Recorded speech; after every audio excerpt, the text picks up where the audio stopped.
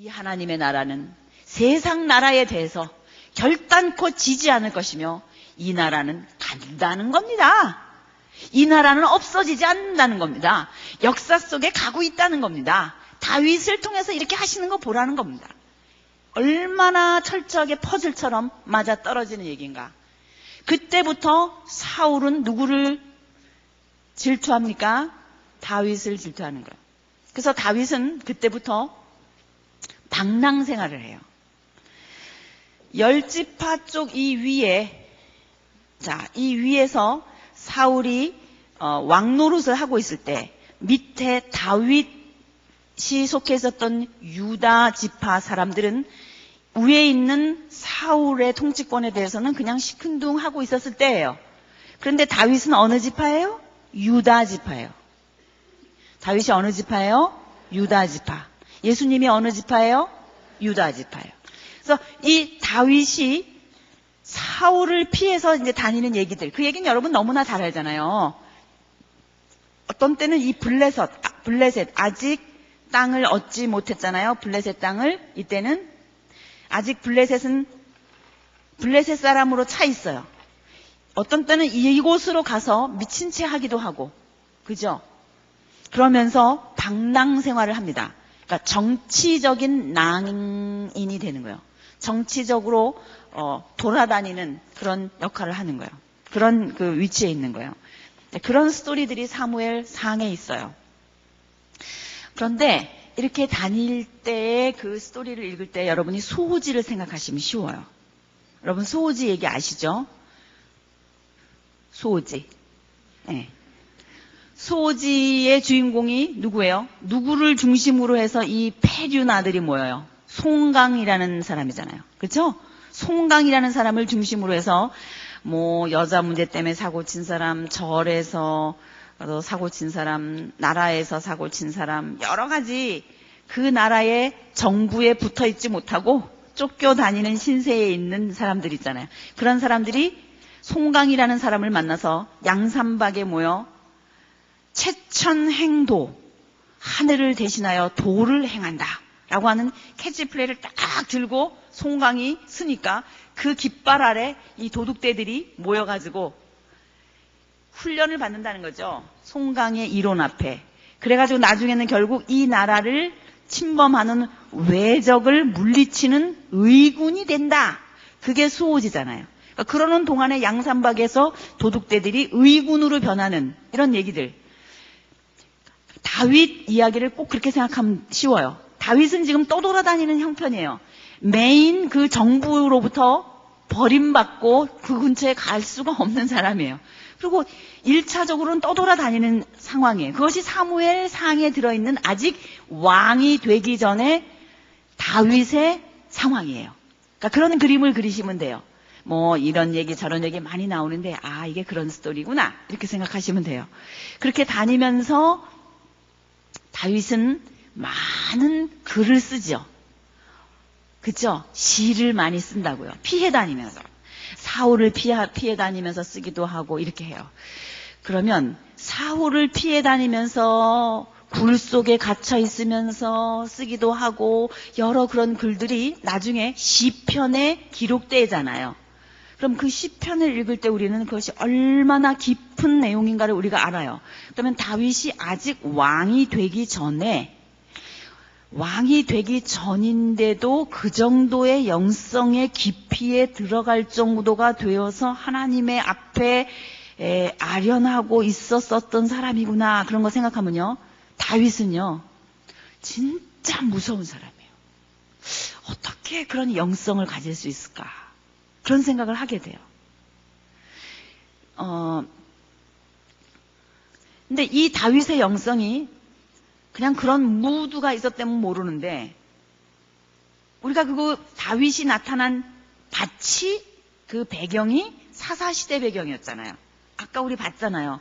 그 레위 얘기 이런 거 볼 때 어느 정도의 영성을 가진 사회 그 무드가 있었던 때인가를 알 수 있는데 그런 때에 다윗은 정확한 하나님의 말씀에 대한 이해와 해석과 적용을 했을 뿐만 아니라 그 하나님의 능력을 끌어잡아 다녀서 하나님과 더불어 하나님의 사람으로 서 있었을 뿐만 아니라 이 이스라엘이라고 하는 나라는 다른 나라와는 달리 사람이 왕인 나라가 아니라 하나님 여호와 그분이 왕인 나라인데 이 나라가 이렇게 됐구나. 그런 거를 아는 사람이에요. 그래서 이 나라는 하나님만 왕이신 나라다. 하나님의 나라다. 천국, 하나님의 나라를 본 사람이에요. 어떻게 그거를 깨달을 수 있었을까? 그렇게 깊은 내용을 알 수가 있었을까? 저는 그런 것들을 생각하면서 저는 모세도 마찬가지였다고 생각해요.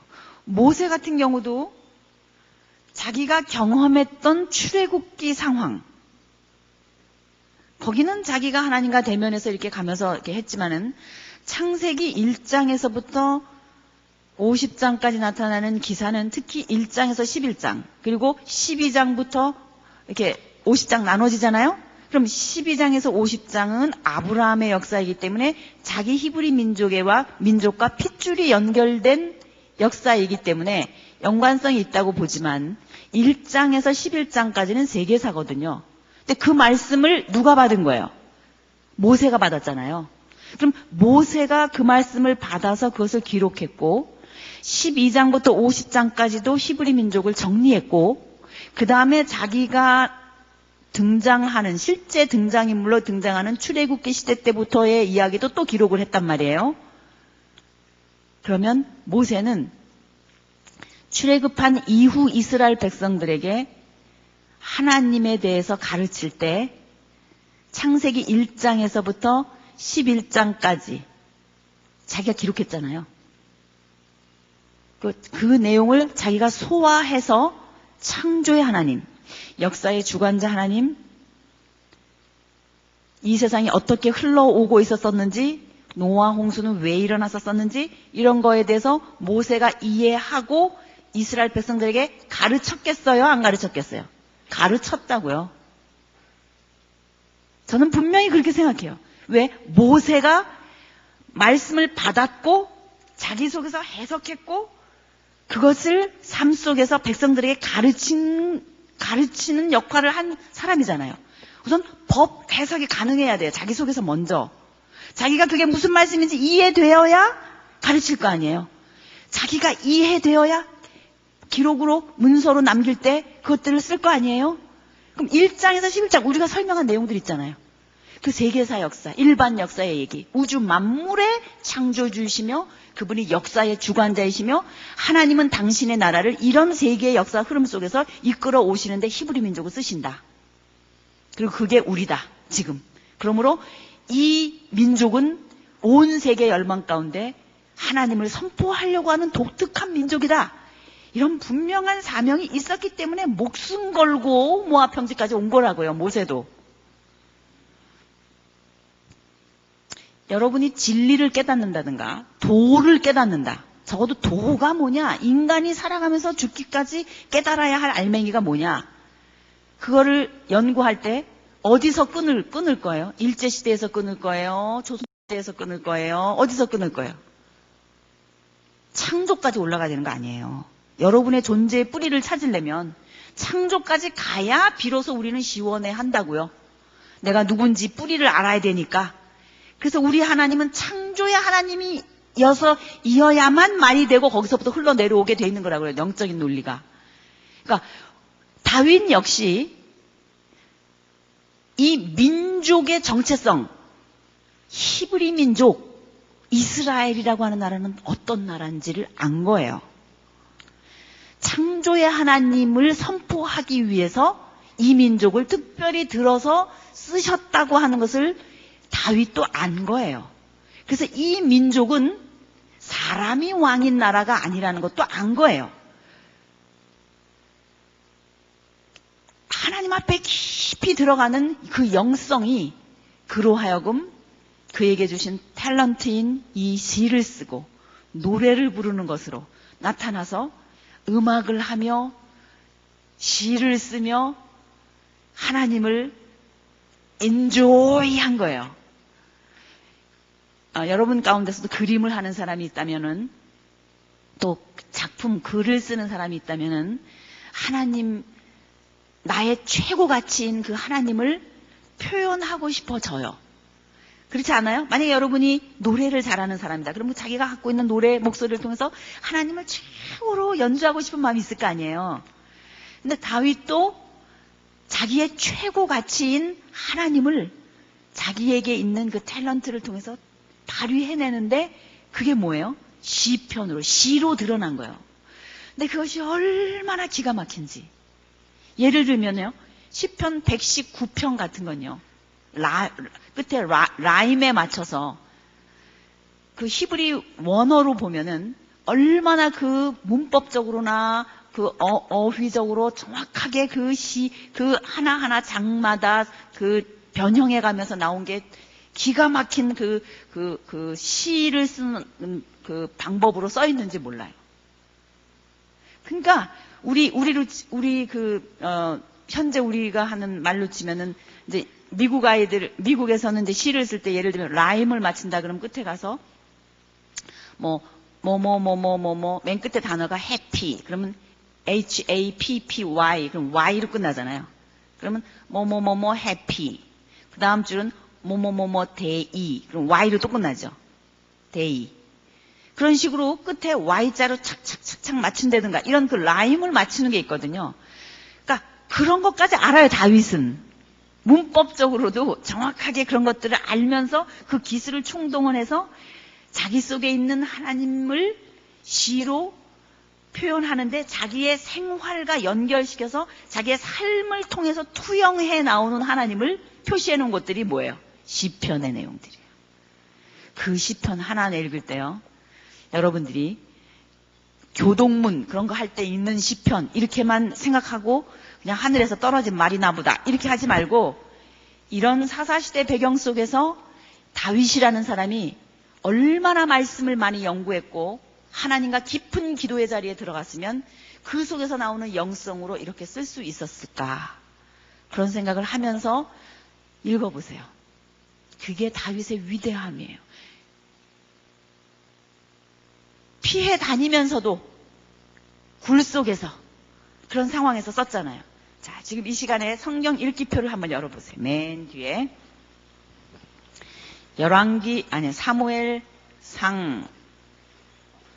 사무엘상과 시편을 섞어놨죠. 15일째에 보면은 시편 1편에서 2편, 또 4편에서 17, 59편,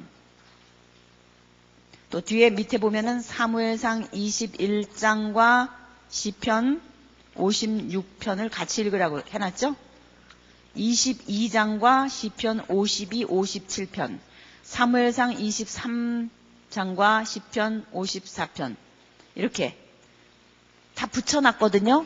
그러니까 사무엘상의 다윗의 실제적인 정황 속에서 시편 옆에 써 있는 것들을 같이 읽는 거예요.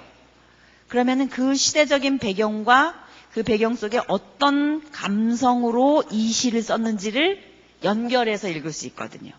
그렇게 해놓은 거예요. 창출민수 사삼 왕대라느 이렇게 하면 갔을 때 대 있죠. 대. 그러니까 창출민수 사삼 왕 그다음에 대 하는 그 대는 어느 이야기가 기록되어 있는 거라 그랬어요?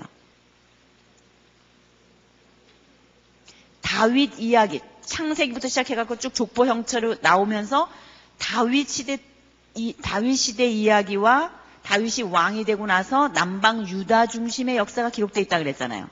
그래서 역대 몇 페이지냐면 며칠째냐면은 34일째를 가서 보세요. 또 가셔 보시면 역대상이 있어요. 이 역대상이나 역대하나 다윗 이야기와 남방 유다 얘기가 있기 때문에 역대상에 관계되는 다윗의 시, 그러니까 특히 다윗이 성전 문화를 수립하고 성전의 예배 문화를 회복할 때, 생각해 보세요. 사사시대가 엉망이었었죠. 그러니까 이 앞의 시대, 다윗이 등장하기 전에 이 앞의 시대였던 사사 시대가 그 엉망진창이었던 그런 시대였었는데 그 시대를 변화시켜서 예배드리는 공동체로 만들면서 찬양대도 만들고 성전의 문지기도 만들고 문지기들이 부르는 노래라든지 이런 것들을 위해서 노래를 만들어냈다고요.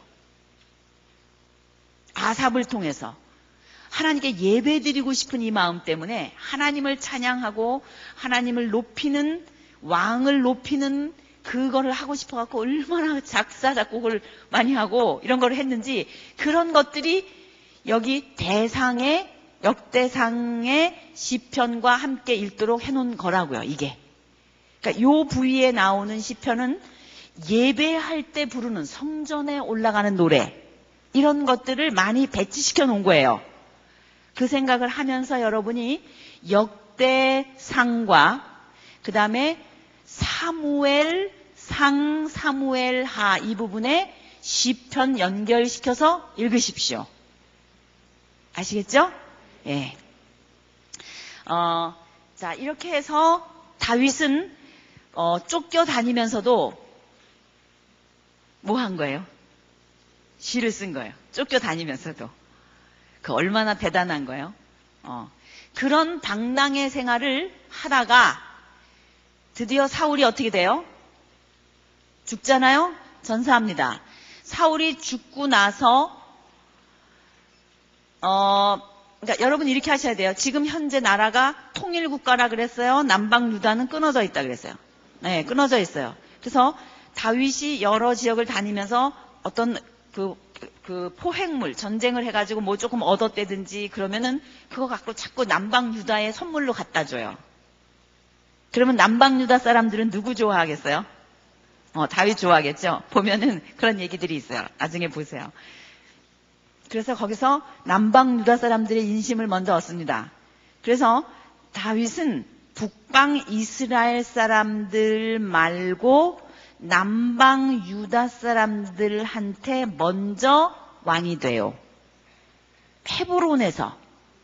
그래서 약 7년 반 동안 먼저 남방 유다의 왕으로 있어요. 그리고 나서 사울 왕이 죽은 이후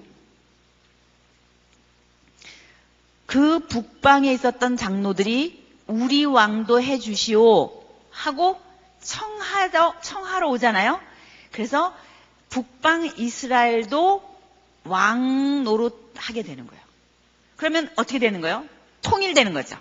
남쪽뿐만 아니라 북쪽도 함께 통일을 이루는 통일왕국이 일어나는 거예요. 이때 여러분이 기억할 것은 뭐냐? 다윗 왕조라 할지라도 처음부터 한 덩어리로 출발하지 않았다는 거예요. 두 덩어리가 합친 거예요. 두 덩어리가 합치면 조금만 탁 치면 떨어지겠죠. 아이의 성격이 다르게 붙은 거거든요.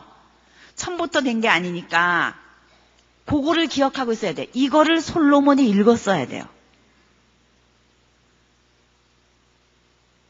처음에 이렇게 붙은 거예요. 따로따로 붙은 거예요. 먼저 남방 유다에서 왕되고 그 다음에 북방의 열지파들이 우리 왕도 되주시오. 그래서 통일천하를 이루는 거예요. 그래서 왕이 돼요. 그래서 왕이 된 이후부터 열왕기, 사무엘 하에 기록되어 있는 거예요. 그래서 다윗의 왕정, 다윗의 치정은 사무엘 하부터 시작되는 거예요.